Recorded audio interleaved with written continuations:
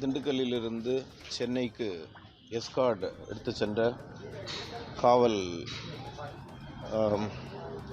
உதவி ஆய்வாளர் மற்றும் எஸ்கார்ட் டீம் அவர்கள் மதிய உணவு அருந்தி கொண்டிருந்த போது அவர்கள் பாதுகாப்பில் எடுத்து சென்ற வெள்ளைக்காளி என்ற அந்த நபரை தாக்குவதற்காக ஒரு கும்பல் நாட்டு வெடிகுண்டை எறிந்து தாக்கியதில் காவலர் ஒருவருக்கு காலில்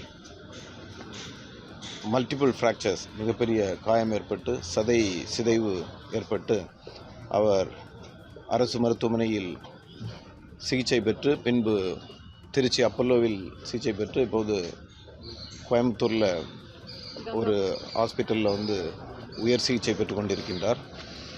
இந்த சம்பவம் தொடர்பாக மங்களமேடு காவல் நிலையத்தில் அட்டெம்ப்ட் டு மர்டர் கொலை முயற்சி வழக்கு, அதேபோல் வெடிகுண்டு வீசியதற்கான வழக்கு பதிவு செய்யப்பட்டு அதில் புலன் விசாரணை நடந்து கொண்டிருந்தது. இந்த புலன் விசாரணையின் போது 5 தனிப்படைகள் ஏற்கனவே சொன்னது போல அமைக்கப்பட்டு 5 தனிப்படைகளும் பல்வேறு இடங்களில் குற்றவாளிகளை தேடிக்கொண்டிருந்தனர். ஊட்டியில் ஒரு இடத்துல சில குற்றவாளிகள் பதுங்கியிருக்கிறதா தகவல் தெரிஞ்சு அங்கே குற்றவாளிகளை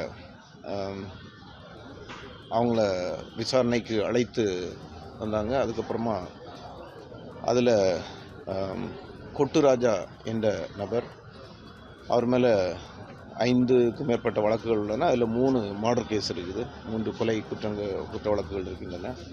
அட்டெம்ப்ட் மர்டர், அதே போல் ஆர்ம்ஸ் ஆக்ட் வழக்குகள்லாம் இருக்குது.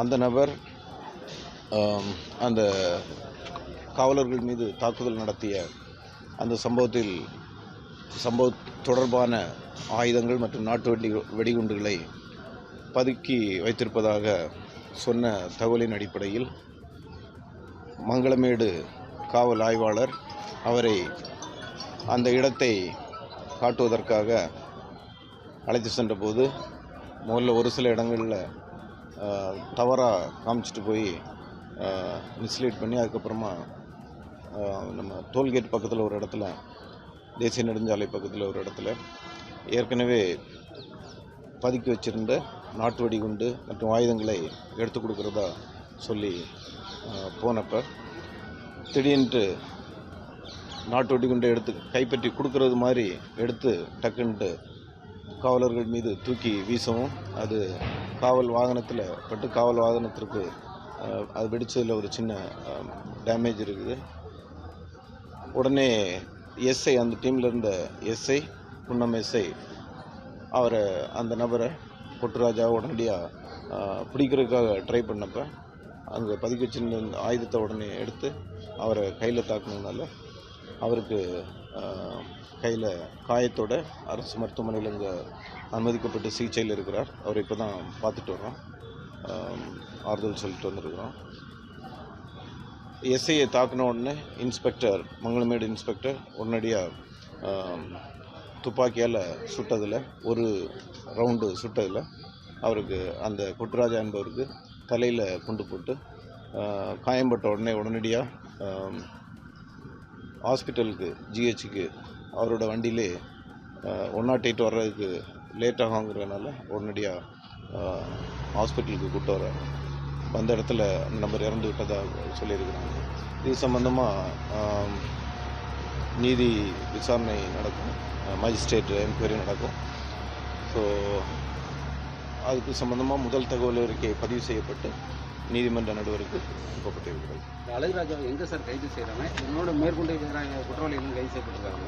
ஊட்டியிலிருந்து அவர் பதுங்கிருந்த இடத்துல இருந்து விசாரணைக்கு அழைத்து வந்தது. அதுக்கப்புறமா அவர் சொன்ன கன்ஃபெஷன் அடிப்படையில் கைது செஞ்சுருக்கிறாங்க. மற்ற தகவல்கள் விசாரணை 4ஆம் தேதி சென்னைக்கு எஸ்கார்ட் எடுத்து சென்ற காவல் உதவி ஆய்வாளர் மற்றும் எஸ்கார்ட் டீம் அவர்கள்